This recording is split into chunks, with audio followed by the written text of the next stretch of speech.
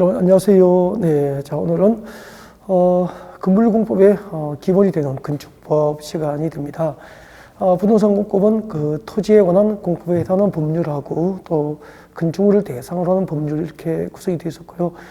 토지를 대상으로 하는 그 공법으로 분류할 수 있는 법률, 국토계획법하고 도시개발법 그리고 이제 도시 및 주거환경 정비법까지 지난주 진도가 나갔죠. 자 오늘은 건물공법의 기본이 되는 건축법을 공부할 때도 그렇게 진도를 준비하시고요. 여러분 교재는 그 234페이지입니다. 여러분 교재 234페이지에서 건축법을 진도를 준비하시면 돼요. 자, 오늘 저희들이 공부하게 될 법률은 건물공법의 기본이 되는 건축법을 공부할 때도 그렇게 준비를 하고요.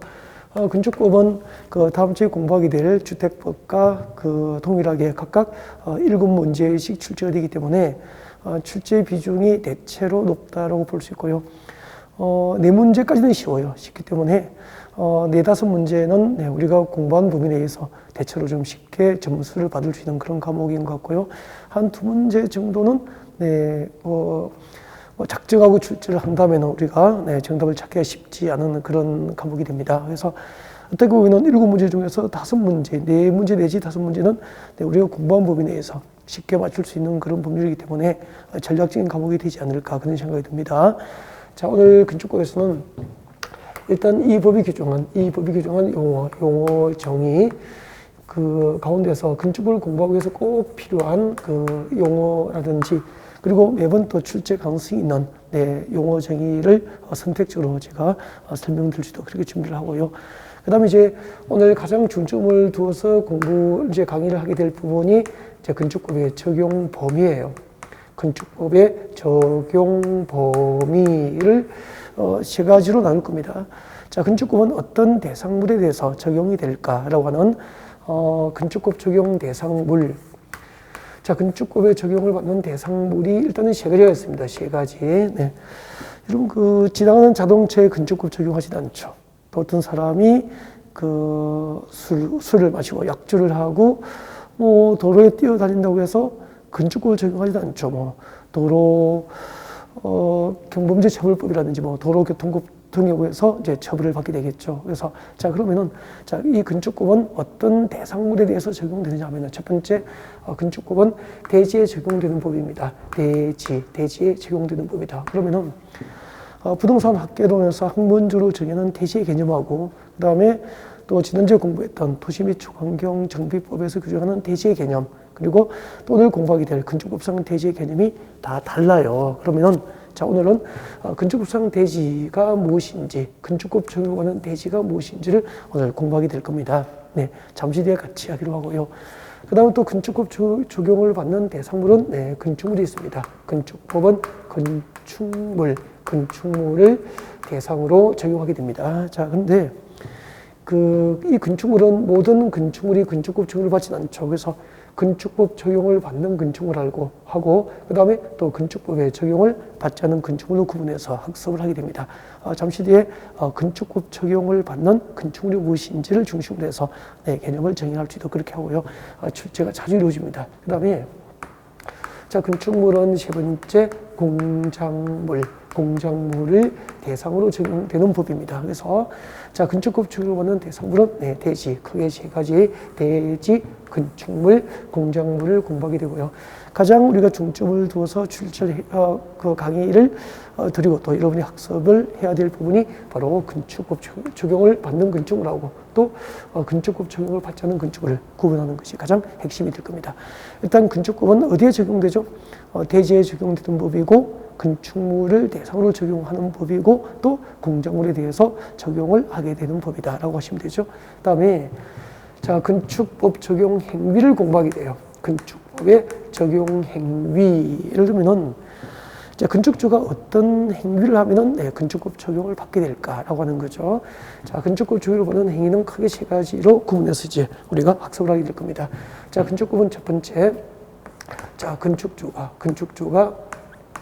건축 행위를 하면은 건축법 적용을 받게 됩니다. 그때 이제 건축법을 적용받는 건축 행위는 5가지가 있습니다. 신축, 정축, 개축, 재축, 이전 이 5가지를 이제 건축행위라고 하는데 이 건축행위 5가지를 구체적으로 공부하는 것은 아주 중요해요. 그래서 잠시 뒤에 중점을 두어서 건축행위 5가지를 공부하게 될 겁니다. 그 다음에 이제 건축법은 건축주가 건축물을 대수선하는 행위를 하면은 건축법 처분을 받게 됩니다. 근데 자, 대수선은 글자 그대로 건축주가 건축물을 크게 수선하는 거죠. 그러면은 어느 정도 크게 수선해야 대수선인지 그 기준이 객관적이 되죠. 그래서 그 대수선의 범위 9가지가 있습니다. 9가지가 있는데 아주 쉬워요. 그래서 건축법 적용을 받는 행위는 건축행위, 건축주가 건축행위를 하거나 건축주가 건축물을 대수선하는 행위를 하거나 그 다음에 또 건축주가 건축물의 용도 변경 행위를 하면은 예를 들면은 업무시설을 숙박시설로 용도 변경하거나 또 숙박시설 공장으로 용도 변경하거나 공장을 운동시설로 용도 변경하거나 이럴 경우에는 사용 승인받은 즉 준공사를 받은 용도 외의 용도로 건축주가 건축물의 용도를 변경하면은 건축법 적용을 받기 때문에 이제 건축법에 정하는 절차에 따라서 이제 건축행위나 대수선 행위나 용도 변경 행위를 하도록 하는 거죠. 자, 그러면은 자, 건축법상 이제 건축법 적용을 받는 대상물 3개가 있죠. 대지, 건축물, 공작물. 그리고 건축법 적용을 받는 행위는 건축행위, 대수선 행위, 용도 변경 행위. 자, 이런 것들을 중심으로 오늘 강의를 드리게 될 거고요. 그 다음에 이제 3번째가 건축법에 의한 건축 절차입니다. 건축법상 건축 절차.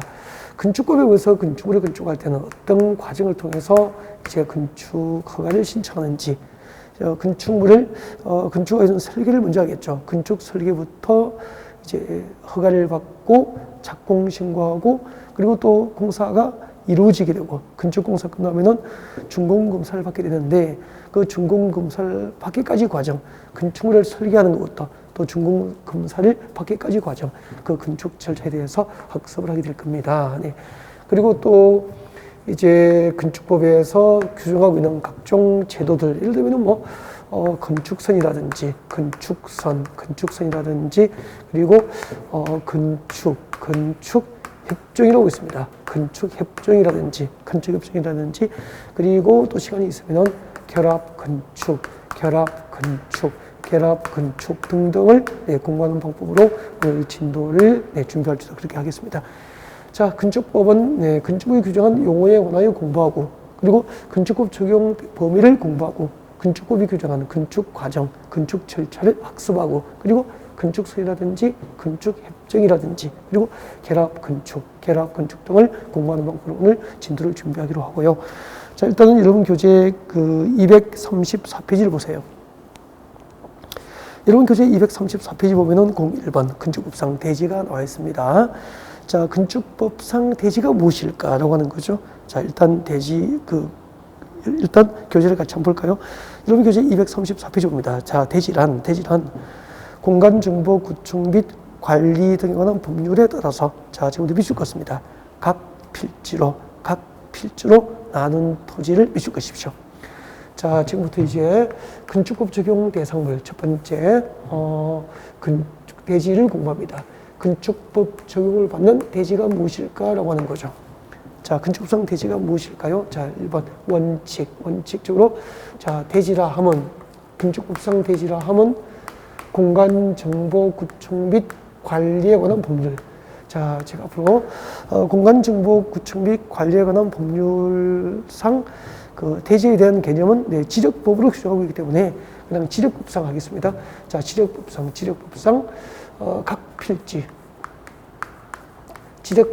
각 필지로 나눈 토지를 건축법상 대지다라고 하게 됩니다. 공간 정보 구축 및 관리에 관한 법률상 각 필지로 나눈 토지를 건축법에서는 대지다라고 하게 되고요. 그래서 좀 살짝 암기를 하셨으면 좋겠어요. 건축법상 대지라 하면 공간 정보 구축 및 관리에 관한 법률상 각 필지로 나눈 토지를 건축법에서는 대지라고 한다. 자, 이 말의 뜻이 뭐냐면 이런 뜻이에요. 자, 예를 들면 봐주십시오. 여러분 여기 지적법에 의해서 제 필지로 나눈 토지가 있다고 가정합시다.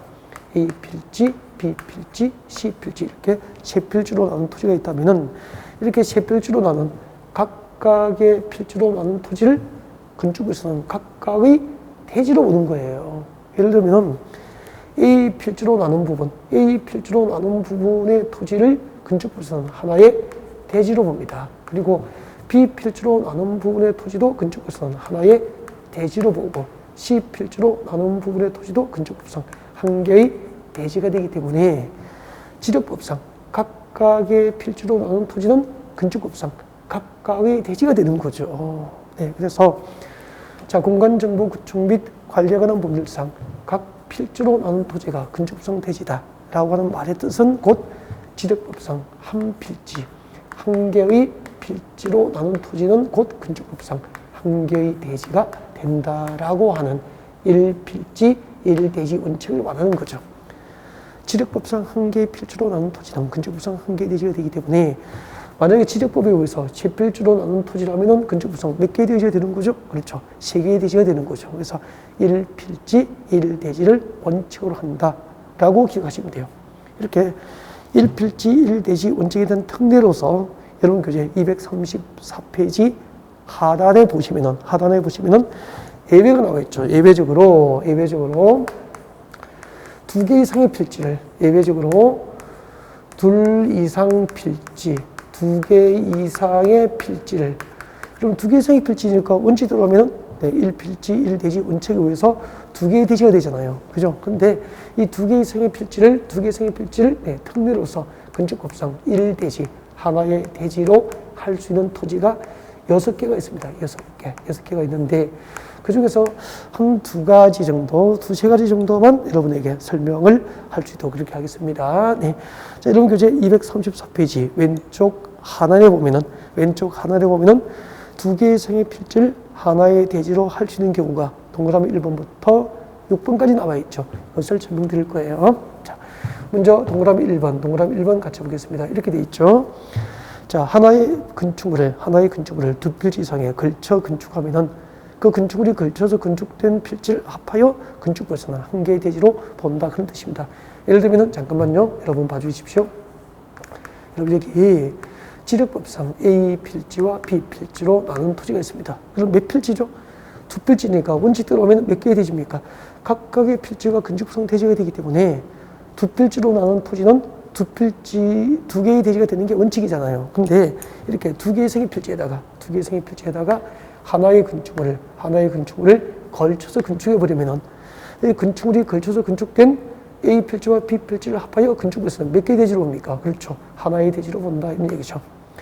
두 개의 생의 필지에 하나의 건축물을 걸쳐서 건축하면은 건축물이 걸쳐 건축된 필지를 합한 토지를 건축부에서는 한 개의 대지로 본다. 그런 이야기 됩니다.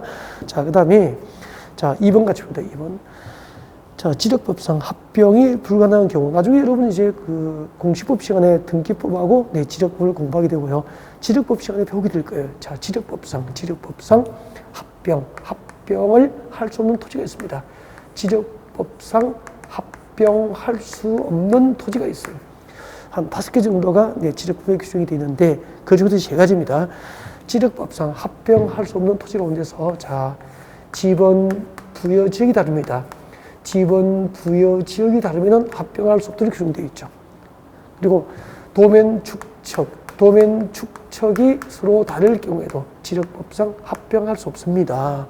그리고 상호 인접하고 있는 필지의 지반이 연속되지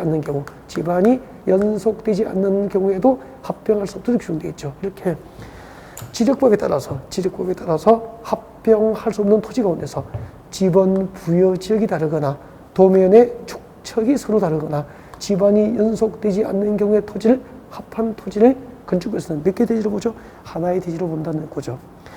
지력법상 합병할 수 없는 토지 가운데서 지번 부여 지역이 달라서 합병할 수 없는 것을 합하여 건축부에서는 한 개 대지로 보는 거죠.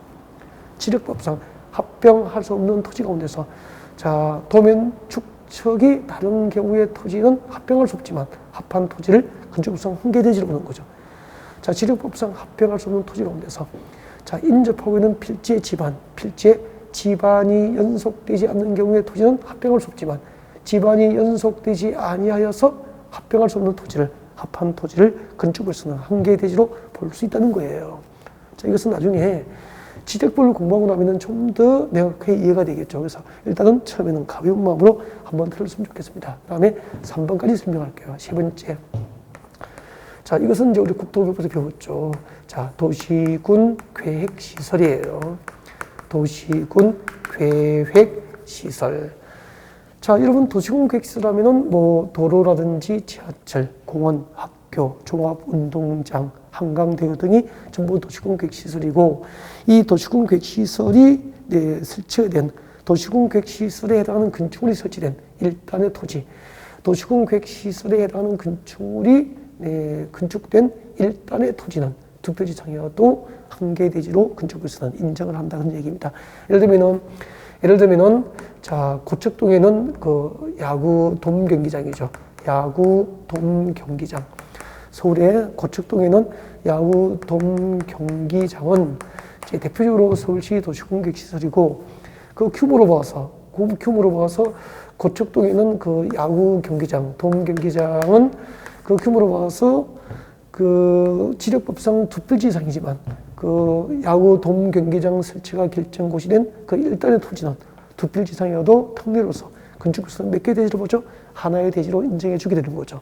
이렇게 건축법상 대지라는 것은 공간 정보 구청 및 관리에 관한 법률상 각 필지로 나눈 토지를 이제 건축법상 한 개의 대지로 하는 게 원칙이에요. 즉 지력법상 한 개의 필지를 건축법상 한 개의 대지로 함이 원칙인데, 자, 1필지 1대지 원칙에 대한 특례로서 두 개 이상의 필지를 하나의 대지로 할 수 있는 토지가 6개가 있는데, 그 중에서 3개를 입문과정에서 잠깐 살펴본 것이다 라고 보시면 되죠. 네. 자, 나머지는 이제 진도가 나는 과정에서 점차 앞으로 또 진도를 준비하도록 그렇게 하고요. 자, 그 다음에 이제, 건축물입니다. 건축물. 235페이지죠. 자, 두 번째는 건축법 적용을 받는 대상물 중에서 건축물을 공부하고요. 출제가 이 건축법 적용 대상물 중에서 가장 많이 이제 출제가 이루어진다라고 볼 수 있습니다. 자, 건축법 적용을 받는 대상물 중에서 건축법에 적용을 받는 건축물이죠, 건축물. 자, 여러분 교재 몇 페이지 있느냐 하면은 여러분 교재 235페이지 봐요. 자, 여러분 교재 235페이지를 보시면 될 겁니다. 자, 건축물 하면은 제 개념이 3가지가 나와 있죠. 동그라미 1번부터 4번까지 나와 있는데, 동그라미 1번부터 3번까지 하시면 돼요. 기타 뭐 대통령령이 정한 것까지 여러분이 찾아서 학습하실 필요는 없죠. 자, 첫 번째. 자, 건축법 적용을 받는 건축물이라 하면 여러분 교재 봅니다. 토지에 정착하는 공작물 중에서 지금 밑줄 그어야 되죠. 지붕과 그리고 기둥 또는 벽이 있는 것은 건축법 적용을 받는 건축물이 됩니다. 자, 거기서 잘 보세요. 자, 토지에 정착하는 공작물이 건축법 적용을 받는 건축물이 되기 위해서는 반드시 지붕이 있어야 됩니다. 그래서 지붕은 자, 토지에 정착하는 공작물이 건축법 적용을 받는 건축물이 될 수 있는 절대 요소가 돼요. 지붕은 반드시 있어야 되고요. 자, 지붕이 있으면은 그 지붕과 기둥 또는 벽이 있으면 되잖아요. 그래서 기둥 또는 벽이니까 기둥과 벽은 둘 모두가 있거나 둘 중 하나만 있어도, 즉 절대 요건입니까? 선택적 요건입니까? 둘 중 하나만 있어도 지붕만 있다면 건축법 적용을 받는 건축물이 될 수 있다는 겁니다. 그래서 토지에 정착하는 공작물 중에서 지붕과 기둥 또는 벽이 있는 것은 건축법 적용을 받는 건축물이다. 그렇게 되는 겁니다. 네. 자, 그러면 제가 문제를 내겠습니다. O와 X로 답을 합니다. 토지에 정착하는 공작물 중에서 지붕과 벽이 있는 것은 건축법 적용을 받는 건축물이다. O 믿겠습니까? O가 되죠. 토지에 정착하는 공작물 중 지붕이 있다면 지붕은 절대 요건이니까 반드시 있어야 되잖아요. 지붕이 있다면 기둥과 벽은 둘 모두가 있거나 둘 중 하나만 있어도 건축법 적용을 받는 건축물이 될 수 있기 때문에 토지에 정착하는 공작물 중에서 지붕과 벽이 있는 것은 건축법 적용을 받는 건축물이다 라고 하게 되면 맞게 되는 거죠. 그 다음에 두 번째는 이에 딸린 시설물이라고 되어 있죠. 이에 딸린 시설물. 그러면은 이가 뭐죠? 이는 이 건축법 적용을 받는 건축물이에요. 이렇게 건축법 적용을 받는 건축물에 딸린 대문, 담장, 옹벽, 뭐 굴뚝 이런 것도 건축법 적용을 받는 건축물에 해당한다는 거죠. 여러분, 그 토지 위에 인공을 가하여 제작하여 설치된 시설물은 이제 공작물이에요. 공작물인데 그 인공을 가하여 설치된 시설물 중에서 지붕이 존재하면 건축물이에요. 그러면 지붕이 존재하지 않으면 공작물로 본다고. 그런데 이제 대문이라든지 담장, 옹벽은 본래는 지붕이 존재하지 않기 때문에 공작물이에요. 그러나 대문, 담장, 옹벽 등 공작물이 이렇게 건축법 적용을 받는 건축물에 딸린 시설물에 해당할 경우에는, 즉 건축물에 딸린 대문, 담장, 옹벽은 공작물이 아니고 건축법 적용을 받는 건축물로 본다는 겁니다. 이해가 되죠? 네. 그 다음에 3번이 아주 중요합니다. 지하 또는 고가의 공작물입니다. 지하 또는 고가의 공작물 위에 설치하는 점포, 차고, 창고, 공연장, 창고 등은 건축법 적용을 받는 건축물이 됩니다. 지하 또는 고가의 공작물 위에 설치하는 점포, 차고, 공연장, 창고 등은 건축법 적용을 받는 건축물이 된다 그런 얘기죠. 그러면은 자 문제 여기를 보고 대답하십시오. 지하에 설치하는 지하 점포, 지하의 공작물에 설치되는 점포는 건축법 적용을 받는 건축물이다. O 묻겠습니까? O. 출처 이렇게 되는 거죠. 그 다음에 고가의 공작물이죠. 고가의 공작물. 예를 들면 고가의 공작물을 이런 거죠. 고가도로 이런 봐요.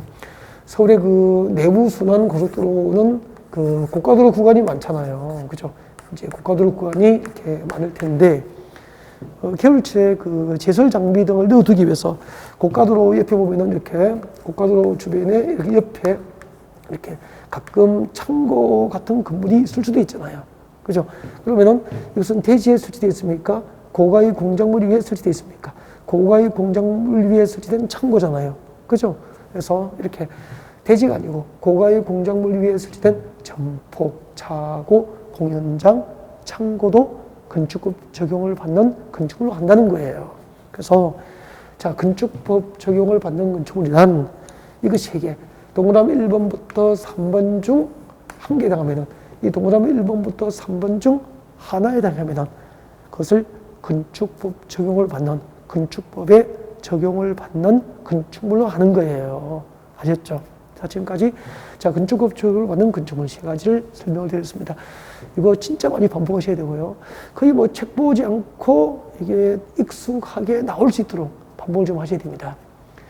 건축법 적용을 받는 건축물은 자, 토지에 정착하는 공작물 중에서 지붕과 기둥 또는 벽이 있는 것은 건축법 적용을 받는 건축물입니다. 그리고 그 건축법 적용을 받는 건축물에 딸린 대문, 담장, 옹벽 등도 건축법 적용을 받는 건축물입니다. 그리고 지하 또는 고가의 공작물에 설치하는 점포, 차고, 공연장, 창고도 건축법 적용을 받는 건축물이 된다 그런 얘기입니다. 자, 우리는 자 건축법 적용 대상물 대지와 건축물을 공부를 했고요. 그다음에 이제 공작물이죠. 공작물인데 여러분 교재 그 235페이지 03번 보세요. 235페이지 03번에 보면은 축조 신고 대상, 축조 신고 대상 공작물이 나와 있습니다. 여기 이 공작물은 그 토지 위에 인공을 가하여 이제 토지에 정착하는 토지 위에 인공을 가하여 설치된 시설물을 이제 공작물이다라고 하게 되는데, 그 건축물과 공통점은 둘 모두 인공을 가하여 토지 위에 설치된다는 점에서 똑같아요. 똑같은데 이제 인공적으로 제작 설치되는 시설물 중에서 지붕이 존재하면은 건축물이고 지붕이 존재하지 않은 것은 이제 공작물이 돼요. 근데 이 공작물은 전부가 건축법 적용을 받는 것이 아니고요. 그 공작물의 종류에 따라서 자, 여러분 교재 봅니다. 예를 들면은 235페이지 보면은 첫 번째 옹벽, 담장 이렇게 돼 있죠. 옹벽과 담장이죠. 옹벽과 담장.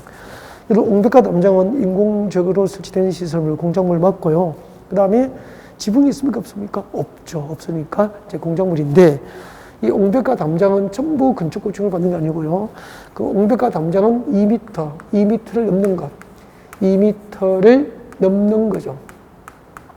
2m를 넘는 것은 네, 건축급증을 받기 때문에 옹벽과 담장을 2m를 넘게 축조할 때는 건축급증을 받기 때문에 임의로 축조할 수 없고, 네, 그거 이제 이게 그 축조를 신고를 해야 되는 거죠. 그래서 축조 신고 대상 공작물 범위라고 해서 이것을 암기하시는 거예요. 옹벽과 담장은 2m를 넘게 축조할 때만 건축급증을 받기 때문에 2m를 넘는 옹벽과 담장을 축조할 때는 축조를 신고하고 해야 된다는 거죠. 그래서 이거 암기할 때는 축조 신고 대상 공작물 범위 그렇게 해서 암기하시면 돼요. 그러면 옹벽과 담장을 2m를 넘지 않게, 즉 199cm 높이로 옹벽과 담장을 쌓을 경우에는 건축급증을 받습니까? 받지 않습니까? 받지 않기 때문에 축조 신고하지 않고 임의로 담장과 옹벽을 축조할 수 있게 되지만 단 2m를 넘으면 건축급증을 받기 때문에 축조를 신고해야 된다는 거예요. 이해가 되죠? 그럼 나머지는 암기하시면 돼요. 그래서 이런 것은 일단 이렇게 들어놓고 이제 내년 7, 8월 달에 문제 풀이할 때 살짝 외워도 늦지 않다는 거죠. 그래서 이렇게 봅니다. 일단은 자, 몇 가지만 말씀드릴게요. 자, 옹벽과 담장이니까 옹담은 2m 그렇게 보시면 되죠. 그 다음에 광고탑, 광고판이죠. 광고탑, 그리고 광고판. 자, 광고탑과 광고판은 높이 4m를 넘는 것, 4m를 넘는 것은 건축급 적용을 받기 때문에 축조 신고 대상이 되면서 옹담은 2m, 여기는 광이니까 광광은 4m 이렇게 하면 되죠. 옹담은 2m, 광광은 4m. 광광이 뭐죠? 광고탑, 광고판 그렇게 되죠. 그 다음에 굴뚝, 장식탑, 기념탑. 첫 글자 다음에는 굴장기가 되죠. 굴뚝, 장식탑, 기념탑. 그리고 그 밑에 봐요. 굴뚝, 장식탑, 기념탑. 그 밑에 보면은 4번에 골프 연습장 등 운동시설을 위한 철탑. 철탑 비출 것이고, 철 동그라미. 굴뚝 할 때 굴 동그라미. 장식탑 할 때 장. 기념탑 할 때 기. 그 다음에 4번 제일 끝에 운동시설을 위한 골프 연습장 등 운동시설을 위한 철탑. 우리 그 골프 연습장 가면은 그 그물을 공 날아가지 않게 이제 그물을 치게 되잖아요. 그 그물을 치는 철탑 높이가 6m 넘으면은 축조 신고 대상이 된다는 거죠. 그 다음에 주거지역과 상업지역에 통신용 철탑 줄 것이고 이렇게 해서 굴뚝, 장식탑, 기념탑, 철탑 그렇게 하면은 첫 글자 따면은 어떻게 되죠? 굴장기철 그렇게 되죠. 옹담은 2m, 광광은 4m, 굴장기철 6m 그렇게 됩니다. 굴장기철 6m. 그래서 굴장기철은 뭐죠? 같이 하죠. 굴뚝, 장식탑, 기념탑, 그리고 운동시설을 위한 철탑이나 주거지역, 상업지역에 설치하는 통신용 철탑 등은 6m를 넘는 것은 건축급증을 받기 때문에 축조 신고 대상이 된다는 얘기죠. 이렇게 이런 것은 나중에 이제 문제풀이 과정에서 암기를 해도 충분하다는 겁니다. 그 원리만 이해했다면은. 그래서 항상 그 입문 과정은 처음은 목차를 정리해야 되죠. 목차. 그래서 자, 건축급 적용을 받는 대상물에는 대지도 있고 건축물이 있고 공작물이 있는데 건축급 적용을 받는 대지, 건축법상 대지가 무엇인지 공간정보 구축 및 관리하는 법률, 지력법상 각 필지로 나눈 토지를 건축성 대지라고 합니다. 즉, 지력법상 한 개의 필지로 나눈 토지가 건축법상 한 개의 대지가 되는 게 원칙이지만, 그래서 1필지 1대지가 원칙이다. 두 번째는 건축급 적용을 받는 건축물이란 토지에 정착한 공작물을 위해서 반드시 지붕이 있어야 되죠. 지붕과 그리고 무엇이 있어야 되죠? 기둥 또는 벽이 있는 것은 건축급 적용을 받는 건축물이 됩니다. 그리고 그 건축급 적용을 받는 건축물에 딸린 시설물, 건축물에 딸린 예를 들면 대문, 담장, 옹벽, 굴뚝 등도 건축급 적용을 받는 건축물이 됩니다. 그리고 지하 또는 고가의 공작물을 설치하는 점포, 차고, 공연장, 창고도 건축급 적용을 받는 건축물이다. 그 다음에 공작물은 인공을 가하여 설치된 시설물 가운데서 지붕이 존재하는 겁니까? 지붕이 없는 겁니까? 그렇죠. 인공을 가하여 설치된 시설물 가운데서 지붕이 존재하지 않으면 공작물인데 공작물은 전부가 건축법 처벌을 받지 않고 그 공작물의 종류에 따라서 일정한 범위를 넘으면 건축법 처벌을 받게 됩니다. 어떻게 보죠? 옹담은 2m, 광광은 4m, 굴장기철 6m. 굴장기철은 뭐죠? 굴뚝, 장식탑, 기념탑, 절탑 그렇게 되죠. 그래서 건축법은 대체로 쉬워요. 쉽기 때문에 우리가 득점을 하기에 좀 유리한 과목이 아닌가 그런 생각이 듭니다. 자, 건축법을 잠깐 소개했고요. 건축법 적용 대상물 위주로 강의를 드린 거죠. 자, 그 다음에 이제 건축법 적용 행위. 자, 여러분 교재, 건축법 적용 행위는 네, 잠시 뒤에 보기로 하고, 용어를 몇 가지 볼 수 있도록 할까요? 네, 용어. 자, 236페이지입니다. 236페이지 용어를 같이 봅니다. 지하층 보십시오. 지하층은 별표하시고요. 아주 드물지만 출제를 하는 영역이기 때문에 중요 표시를 하나 하셨으면 좋겠습니다. 자, 동그라미 1번 정도 꼭 기억하셔야 돼요. 네, 자주 출제가 되는 부분이라고 되어 있죠. 네, 자, 지하층 같이 보겠습니다. 자, 교재 보십시오. 자, 건축법상 지하층이란 일단은 건축물의 바닥이 지표면 아래에 있는 층이어야 되죠. 그죠? 땅 밑에 있어야 되잖아요. 그래서 건축물의 바닥면이 지표면 아래 땅 밑에 있는 층으로서 그 바닥으로부터 건축물의 바닥에서 지표면까지 평균 높이가 해당 층 높이 동그라미예요. 층 높이, 층고라고 합니다. 층고, 층 높이죠. 이 층 높이의 얼마죠? 2분의 1 이상인 것을 지하층이다라고 하고요. 지하층은 건축물의 층수 산정에 포함됩니까? 제외됩니까? 제외. 그래서 2번에 보니까 지하층은 네, 층수 산정에 포함되지 않는다라고 되어 있고요. 밑에 보면 이제 그 지하층의 개념이 그림으로 설명이 되어 있죠. 설명이 되어 있는데 그 그려둔 그림을 보면 머리가 아파요. 그래서 지금부터 제가 그림을 그리면서 설명드릴 테니까 그려둔 그림을 보고 머리 아프시렵니까? 저를 보시렵니까? 당연히 뭐 저를 보셔야 되겠죠. 그래서 자, 고개 드시고요. 고개 들고 네, 지하층이 무엇인지 설명을 듣도록 그렇게 합니다.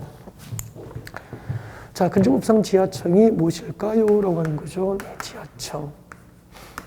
용어죠, 용어. 자, 건축법상 지하층이라 하면 이렇게 됩니다.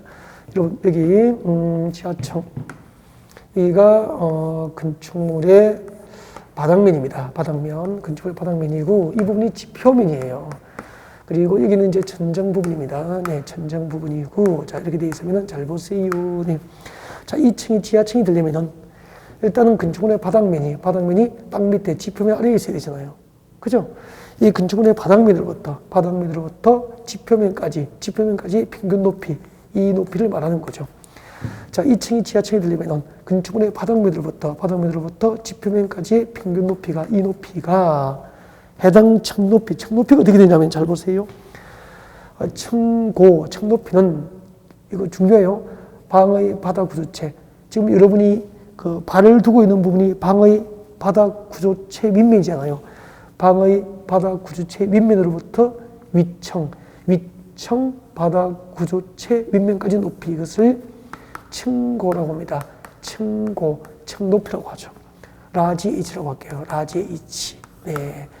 층고라 그래요. 그 다음에, 자, 층고 다시 합니다. 방의 바닥 구조체 밑면으로부터 위층 바닥 구조체 밑면까지 높이를 층고라고 하는 거죠.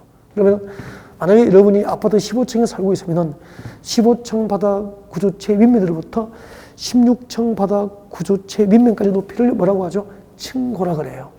그럼 2층이 이제 지하층이 되려면은 자, 건축물의 바닥면으로부터 지표면까지의 평균 높이, 이 높이를 스몰 h라고 하면은 이 스몰 h가 이 층 높이, 층고의 얼마 이상이 되죠? 2분의 1 이상이 되죠. 그럼 만약에 층고가 10m면은 방의 바닥면으로부터 이 지표면까지 평균 높이 스몰 h가 층고 10m의 2분의 1 이상이니까 방의 바닥면으로부터 지표면까지의 평균 높이가 5m 이상이 되어야 이 층이 지하층이 되는 거예요. 그러니까 층 높이의 2분의 1 이상, 절반 이상이 지표면 아래에 있어야 된다는 거예요. 이해가 되죠? 그래서 이걸 처음에 이렇게 되잖아요. 자, 정보식에 지금 보면은 자, 2층이 지하층이 되려면은 방의 바닥면으로부터 지표면까지 평균 높이 스몰 h가 층 높이의 2분의 1 이상이니까 2분의 2분의 1가 같거나 2분의 1보다 커야 되잖아요. 2분의 1보다 무슨 높이죠? 층고, 라지 h의 2분의 1 이상이 되죠. 그래서 지하층이다라고 하게 됩니다. 아셨죠? 방의 바닥 미들부터 위층 바닥 구리체 밑면까지 높이가 뭐죠? 층고.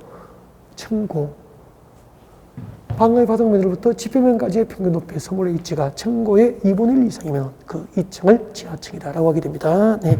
자, 그 다음에 지하층은 네, 건축물의 층수 산정에 포함됩니까? 포함되지 않습니까? 포함되지 않는다.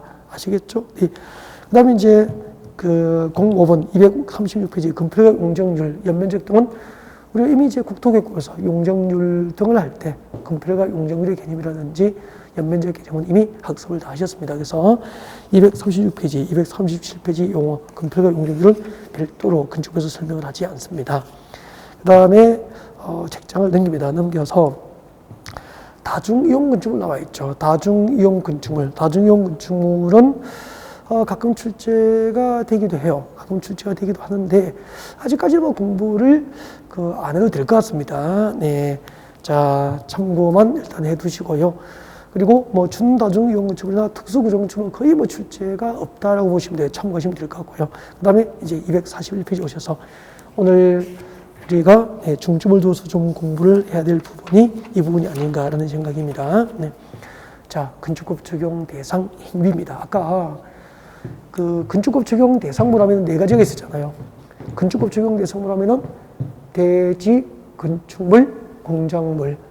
건축법 적용 대상 행위 하면은 건축 행위, 대수선 행위, 용도 변경 행위. 그래서 오늘은 자, 건축 행위하고 대수선 행위 위주로 해서 건축법 적용 행위를 중점을 두어서 강의를 하게 될 겁니다. 자, 먼저 건축 행위부터 같이 볼까요? 네. 자, 여러분 교재 241페이지 08번에 보면은 건축이라고 되어 있죠. 그 부분은 별표를 몇 개 할까요? 네, 별표 진짜 2개 하셔야 돼요. 너무 중요하고요. 오늘 그 건축법 입문 과정에서 아마 오늘 강의 드리는 부분 중에서 가장 중요한 부분이 아닐까 그런 생각입니다. 자, 건축법에 적용을 받는 행위. 자, 건축법 적용을 받는 행위 중에서 첫 번째 건축이죠. 건축. 여러분, 자, 제가 물으면 대답을 합니다. 여기 집중하시고요. 자, 건축이란 건축물을 축조하는 것을 말한다. 믿겠습니까? 다시 할게요. 자, 건축물을 축조하는 것은 건축이다. 믿겠습니까? 네, X예요. 네. 지금 O라고 하시는 분 많죠? X인데, 건축물을 축조하는 것은 건축이다. 그것은 국어적 개념이고요. 우리 건축법에서는 법률로 국회에서 건축이라 하면 5가지를 말한다고 규정하고 있어요. 그래서 건축법상 건축이라 하면 5가지가 있습니다. 신축, 정축, 개축, 재축, 이전 이 5가지를 건축이라 그래요. 건축법상 건축이란 일단 이것도 기억하셔야 됩니다. 신축, 정축, 개축, 그리고 재축, 그리고 이전을 이 5개를 건축 행위라 그래요. 그러면은 자, 건축주가 건축물을 신축하거나 정축하거나 개축하거나 재축하거나 이전하면은 건축 행위가 되고요. 이 건축 행위를 하면은 건축법 적용을 받기 때문에 그 행위를 임의로 할 수 없어. 마음대로 못하고 이제 건축법이 정하는 절차에 따라서 건축 행위를 해야 됩니다. 그래서 건축법상 건축 절차 이 5가지 행위를 하기 위한 절차는 허가예요. 허가. 그래서 건축 허가를 받고 이 5가지 행위를 할 수 있는 거죠. 허가를 받고. 여러분, 건축법상 건축 절차는 뭐죠? 허가가 되는 거죠. 허가. 그래서 건축은 허가를 받고 건축 행위를 하게 되는 거죠. 그러면은 여러분의 고객이 전원주택을 지으면은 대지를 치다고 전원주택을 지으면은 건전주택을 새로 지으면은 신축이 되는 거잖아요. 건축물이 없는 대지에다가 새로 건축을 축조하면 신축이 되고요. 신축을 하면은 건축이고 건축은 그냥 하는 것이 아니고 허가권자로부터 그 행위를 허가받고 신축 행위를 해야 된다는 뜻이에요. 근데 모든 건축 행위를 허가받지는 않죠. 모든 건축 행위를 허가받지 않고 일부 건축 행위는 특례로서 이제 신고하면은 건축할 수 있도록 특례가 인정되는 거죠. 그래서 건축법상 건축 절차는 원칙이 허가라고 꼭 기억하셔야 돼요. 건축은 허가받고 해야 된다는 거죠. 그때 허가를 받아야 할 건축에는 몇 가지가 있죠? 5가지. 어떻게 되죠? 신축, 증축, 개축, 재축, 이전. 이렇게 5개가 있는데 지금부터 이제 하나하나를 배우게 됩니다. 여러분, 법원 사고를 리걸 마인드라고 해서 법적으로 사고를 하셔야 돼요. 그러면은 신축이라는 것은 새로이 건축물을 축조하는 것을 말한다. 새로이 건축물을 축조하는 것은 신축이다. O 몇 겠습니까? X예요. 새로이 건축물을 축조하는 것은 신축이 아니고요. 신축이라는 것은 건축물이 없는 대지죠. 그러니까 건축물이 없는 대지가 나대지잖아요. 이렇게 건축물이 없는 대지에 새로이 건축물을 축조하는 것만 신축이 되는 거예요. 그러니까 새로이 건축물을 축조하더라도 건축물이 없는 대지에 새로 건축물을 축조할 때만 신축이 되는 거죠. 아셨죠? 또 하나가 있어요. 부속 건축물이 있는 대지입니다. 부속 건축물이 있는 대지. 기존 건축물이 있는데 이 기존 건축물이 부속 건축물이 됩니다. 부속. 그래서 부속 건축물이 있는 대지에 주된 건축물을 축조하면은 이것도 신축으로 보는 거죠. 그래서 건축부에 규정한 신축의 개념은 몇 가지죠? 2가지. 건축물이 없는 나대지에 새로이 건축물을 축조하거나, 건축물이 없는 대지에 새로이 건축물을 축조하거나, 부속 건축물이 있는 대지에 주된 건축물을 축조하는 것은 신축으로 보는 거죠. 그래서 계속 연습을 좀 하셔야 되고요. 그렇지 않으면은 틀리게 됩니다. 교재 같이 볼까요? 자, 241페이지죠. 자, 교재 오세요. 자, 여러분 교재 241페이지. 자, 건축물을 신축, 증축, 개축, 재축, 이전하는 것은 건축 행위가 되고요. 자, 건축에는 신축부터 이전까지 5가지가 있는데, 자, 신축이란 지금부터 밑줄 긋습니다. 건축물이 없는 대지에 새로이 건축물을 축조하는 것까지 주고요. 이런 밑줄을 끌 때 제가 한번 말씀드렸죠. 밑줄을 끌 때는 항상 밑줄을 긋다가 괄호가 나오죠. 괄호가 나오면은 가로를 건너뛰어서 밑줄을 끄셔야 돼요. 알겠죠? 네. 건축물이 없는 대지에 새로이 건축물을 축조하는 것을 신축이라고 합니다. 그리고 2번째, 가로 안에 줄 거죠. 부속 건축물만 있는 대지에 새로이 주된 건축물을 축조하는 것까지 줄 거예요. 부속 건축물만 있는 대지에 새로이 주된 건축물을 축조하는 것도 신축에 포함이 됩니다. 그렇게 해서 신축의 개념은 몇 가지죠? 2가지. 건축물이 없는 대지에 새로이 건축물을 축조하는 것, 동그라미 1번. 괄호 안에 부속 건축물만 있는 대지에 새로이 주된 건축물을 축조하는 것, 동그라미 2번. 이 2개가 신축이 되는 거죠. 그래서 자, 신축 됐죠? 신축이란 같이 해요. 자, 건축물이 없는 대지에 새로이 건축물을 축조하거나 부속 건축물이 있는 대지에 주된 건축물을 축조하면 신축이 됩니다. 그 다음에 정축이죠. 정축이란 끊임없이 처음에는 연습을 하셔야 됩니다. 정축은 건축물이 있는 대지예요. 기존 건축물이 있는 대지에 한번 보세요. 기존 건축물이 있잖아요. 이렇게.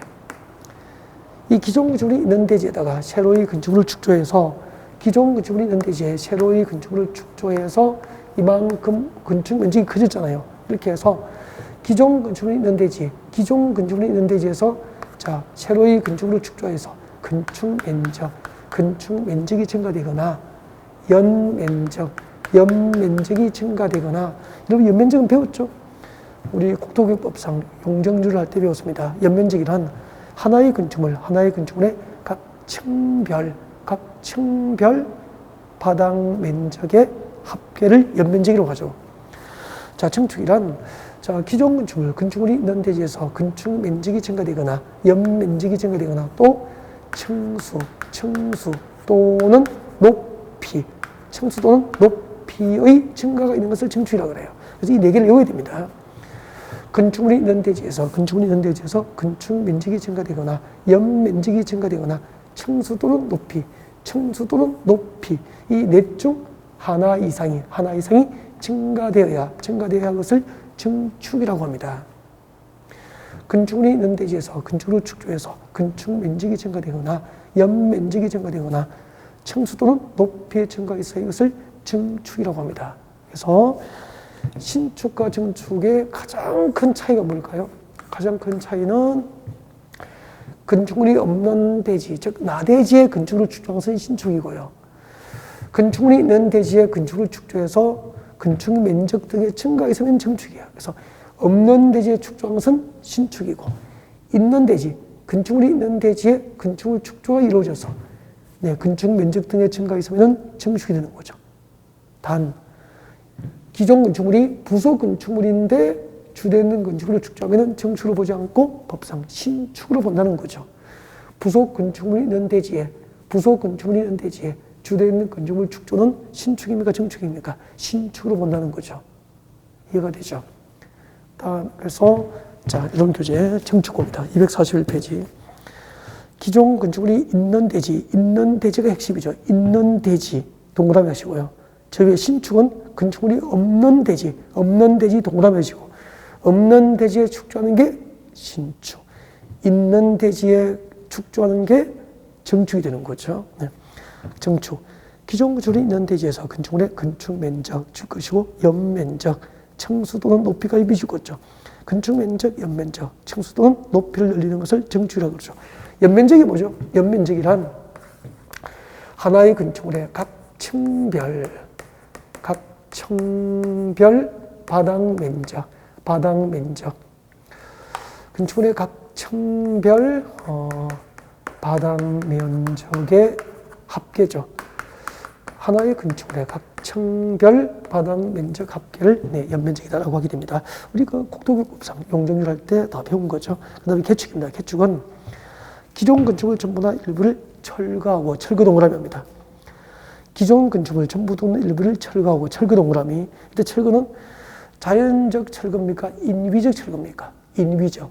그러니까 건축주가 인위적으로 기존 건축물의 전부나 일부를 철거를 했고, 그 대지가 뭐죠? 기존 건축물이 철거된 대지잖아요. 그 기존 건축물이 철거된 대지에 줄 것죠? 종전과 같은 규모 범위에서, 종전과 같은 규모 범위를 줄 거예요. 종전과 같은 규모 범위에서 건축물을 다시 축조하면은 개축이 됩니다. 저쪽으로 가서 설명할까요? 네. 자, 개축입니다. 개축이란 한자라면 거칠겠죠, 쓰겠죠. 그런 개념이 아니에요. 자, 개축이란 기존 건축물 전부나 일부를 철거합니다. 철거. 기존 건축물 전부나 일부를 건축주가 인위적으로 철거한 거죠. 그럼 여기서 상상해야 돼요. 기존 건축물을 전부 또는 일부를 철거했다라고 했잖아. 무엇을 상상해야 되냐면은, 여러분, 기존 건축물이 전부 철거됐어. 기존 건축물이 전부 철거되면 있는 대지입니까? 없는 대지입니까? 없는 대지가 되버리잖아요. 그리고 일부 철거하면 일부는 있는 대지, 남아있는 대지가 되잖아. 그걸 기억하셔야 되는 거죠. 자, 이렇게 기존 건축물 전부나 일부를 철거하고 그 대지는 기존 건축물이 철거된 대지잖아요. 그 기존 건축물이 철거된 대지에 철거된 기존 종전 건축물과 같은 규모, 철거된 종전 건축물과 같은 규모 범위니까 이는 어떻게 생각하죠? 철거된 종전 건축물과 규모가 같거나 작아야 된다는 거죠. 같은 규모 범위에서 다시 축조가 이루어지면 개축이 되는 거죠. 기존 건축물 전부나 일부가 건축주에 의해서 인위적으로 철거되고, 그 철거된 기존 건축물과 같은 규모 범위에서 다시 건축물이 축조되면 개축이 되는 거죠. 자, 여기서 문제 나옵니다. 잘 듣고 대답하셔야 되고요. 자, 건축주가 기존 건축물 전부를 철거하고 철거된 종전 건축물보다 규모가 같거나 작게 축조하면 뭐죠? 그것은 개축이에요. 맞죠? 근데 건축주가 기존 건축물 전부를 철거하고 철거된 종전 건축물보다 규모를 크게 축조하면 뭐죠? 신축이에요. 왜요? 건축주가 기존 건축물 전부를 철거했으니까 있는 대지입니까? 없는 대지입니까? 아니, 24평 건물이 있었는데 전부를 철거하면 없는 대지잖아. 거기다가 종전 규모보다 크게 축조했으니까 없는 대지의 건축을 축조하면 뭐죠? 신축이 되잖아요.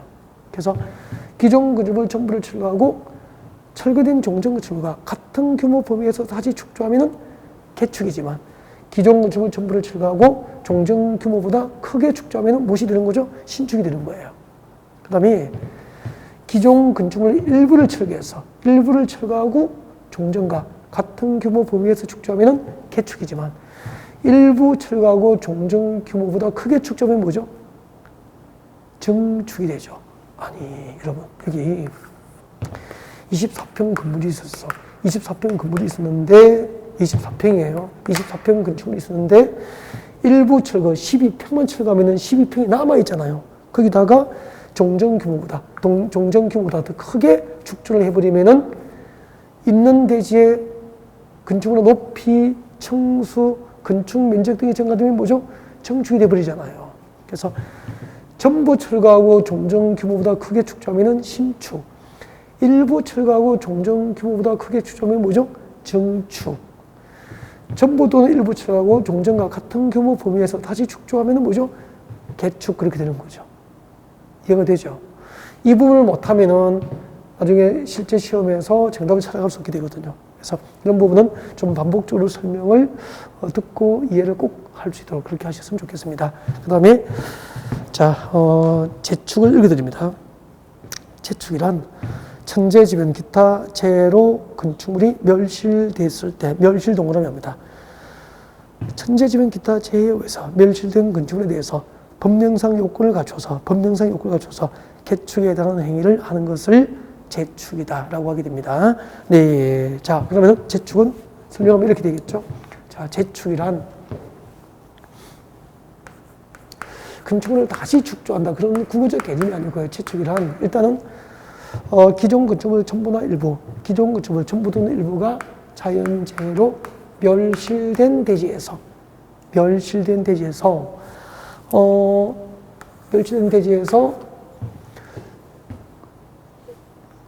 기존 건축물 전부나 일부가 멸실됐습니다. 전부 또는 일부가 멸실된 대지에서 법령상 요건을 갖춰서 종전 규모 범위에서 축조가 돼야 되죠. 예를 들면 연면적 합계가 종전 규모 이하이고 연면적 합계가 종전 규모 이하이면서 동시에 동수, 층수, 높이가 동시에 종전 규모 이하가 돼야 되죠. 기존 건축물 전부나 일부가 자연재해로 멸실되는데 그 대지에 연면적 합계가 종전 규모 이하이고 동수, 층수, 높이가 종전 규모 이하로 다시 축조되면 재축이 되는 거죠. 그러니까 결국 개축과 재축의 공통점은 철거됐거나 멸실된 종전 규모와 같은 규모 범위 안에서 다시 축조가 됐다는 점에서는 똑같은 거예요. 단 그 원인이 자연적 멸실이 원인이면은 재축이 되는 것이고 인위적 철거가 원인이면은 개축이 되는 거라는 거죠. 그러면은 아까 신축과 정축은 없는 대지의 건축을 축조하면은 신축, 있는 대지의 건축을 축조해서 건축 면적 등이 증가되면은 정축, 그죠? 그 다음에 건축조가 인위적으로 전부나 일부를 철거하고 종전 규모 범위에서 축조하면은 종전과 같은 규모 범위에서 축조가 이루어지면 개축이고 자연재해로 건축물의 전부나 일부가 멸실됐을 때 연면적 합계가 종전 규모 이하이면서 동시에 동수, 층수, 높이도 종전 규모 이하니까 종전과 같은 규모 범위에서 축조된 것을 구체적으로 표현한 거죠. 그래서 개축과 재축의 차이는 자연적 멸실이 원인이면은 재축, 인위적 철거가 원인이면은 개축 그렇게 되는 거죠. 그래서 철거나 멸실에 동그라미가 되어 있으면은 제대로 포인트를 잡았다고 볼 수 있는 거죠. 그다음에 이전 같이 봅니다. 자, 여러분 교재 241페이지죠. 네, 241페이지 오른쪽 하단에 봅니다. 이전. 자, 이전이란 건축물의 주요 구조물을 해체하지 않고 같은 대지 안에 다른 위치로 옮기는 것, 시군대를 줄 것입니다. 주요 구조물을 해체하지 아니하고 미칠 거예요. 그리고 같은 대지에 미칠 거예요. 같은 대지 안에 탐줄 거죠. 다른 위치로 옮기는 것. 이 세 가지 요구를 갖추면은 이전이 됩니다. 이걸 제가 그림 그려서 설명드릴 테니까 무조건 그림 그리세요. 그림 그리면 너무 쉬워집니다. 네, 봐주세요. 자, 이전이란 이렇게 됩니다. 여러분, 이 그림 그리세요. 이전. 자, 이 건축물의 주요 구조물을 해체하지 않습니다. 이 건축물의 주요 구조물을 해체하지 않고 같은 대지, 같은 대지 안에 다른 위치로 이렇게 옮깁니다. 이것을 뭐라고 하죠? 이전이라고 하는 거죠. 이 건축물의 주요 구조부를 해체하지 않고 같은 대지 안에 건축물의 주요 구조부를 해체하지 아니하고 같은 대지 안에 다른 위치로 이렇게 옮기면 이전이 되는 거죠. 이때는 구조를 해체해서 다시 축소를 안 하니까 이 축이 아니고 내 위치만 옮겼기 때문에 다른 위치로 옮겼기 때문에 이전이라고 합니다. 이 축이라는 개념은 없어요. 건축법상 알겠죠? 네. 이전입니다. 이전. 축조가 새로 이루어지진 않죠. 그냥 옮겨만 두기 때문에 이 축이 아니고 이전이라고 하는 거예요. 단 잘 보세요. 여러분, 이 건축물의 주요 구조를 해체하지 않고 이 건축물의 주요 구조를 해체하지 않고 건축물이 없는 다른 대지로 옮겨서 그럼 뭐죠? 신축이죠.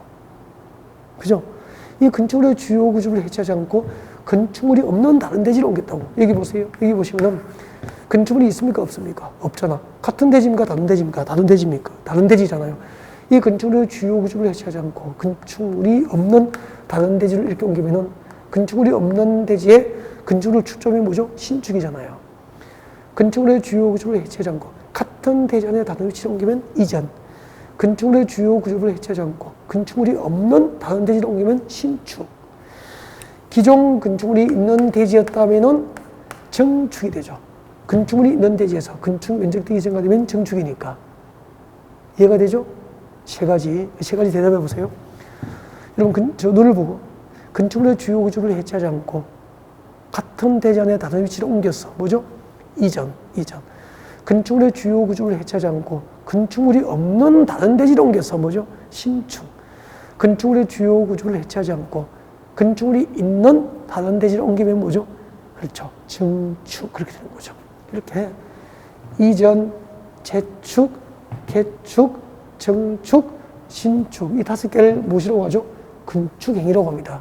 이 5가지 건축행위를 하면은 건축법 지원을 받고 건축법에 규정하는 절차에 따라서 허가를 받거나 특례로서 신고를 하고 이 5가지 행위를 건축주가 하도록 한다는 거죠. 지금까지 건축법 적용 대상물, 대지, 건축물, 공작물, 그리고 건축법 적용 행위, 건축 행위까지 공부했고요. 그 다음에 이제, 여러분 교재 책장 넘기면은 9페이지 봅니다. 9페이지. 242페이지에 대수선 행위가 나와 있습니다. 대수선. 건축법 적용 대상물, 건축법 적용을 받은 대상물 하면은 대지, 건축물, 공작물. 건축법 적용을 받는 행위는 건축행위, 대수선행위. 건축행위를 금방 공부했고 대수선행위입니다. 자, 대수선행위는 글자 그대로 건축물을 크게 수선하는 거죠. 그러면은 봐요, 여러분. 이 건축물이 있는데 건축주가 우리 이제 크게 건축물을 집수리 하잖아요. 그죠? 크게 수선할 수 있죠. 그때 기둥을 해체하는 과정에서 건물이 무너지면은 재산피해나 인명피해가 발생할 수 있잖아요. 그래서 이게 기둥을 해체하는 정도의 수선을 건축법에서는 대수선 행위라고 하고 건축법 적용을 받도록 한 행위가 되는 거죠. 그러면은 이 건축법 적용을 받는 행위, 기둥을 해체하는 행위는 마음대로 못해요. 건축법이 정하는 절차에 따라서 대수선 행위는 원칙적으로 허가를 받거나 특례로서 신고를 하고 행위를 해야 된다는 뜻이에요. 아까 건축법상 건축행위도 건축법 적용을 받기 때문에 허가를 받거나 특례로서 신고해야 되잖아요. 그래서 건축법상 건축 절차는 허가, 건축법상 대수선 절차도 원칙은 허가예요. 그래서 건축 또는 대수선, 허가를 받고 하는 것을 원칙으로 하는데 허가를 받아야 할 정도로 건축물을 크게 수선하는 범위가 객관적이 되니까 이 정도로 건축물을 수선하면 대수선이라고 그 범위를 동그라미 1번부터 9번까지 9개 정도를 우리 건축법에서 규정하고 있는 거죠. 그래서 한 3가지 정도를 설명할 거예요. 자, 대수선 행위라 하면 동그라미 1번 보인다. 박사네. 242페이지 왼쪽 하단에 보면 나와 있습니다. 다음 중 한 개에 해당하는 것으로, 즉 동그라미 1번부터 8번 중 한 개에 해당하는 것으로서 정축, 개축, 재축에 해당하지 않는 것은 제 대수선 행위가 되는데, 자, 한 3가지 정도만 설명할게요. 내력벽을 청설 해체하거나, 나 뒤에 탁 끊어주세요. 내력벽을 청설 해체하거나 나 뒤에다가 탁 끊으세요. 그러면은 이런 개념이잖아요. 자, 대수선 1번 내력벽을 청설 해체하거나 탁 끊었으니까 내력벽을 청설하고 해체하는 행위는 대수선 행위가 된다는 거예요. 여기까지 하나의 개념이 됩니다. 대수선이라는 개념이 성립하는 겁니다. 그 다음에 그 뒤에 내력벽의 벽면적을 30제곱미터 이상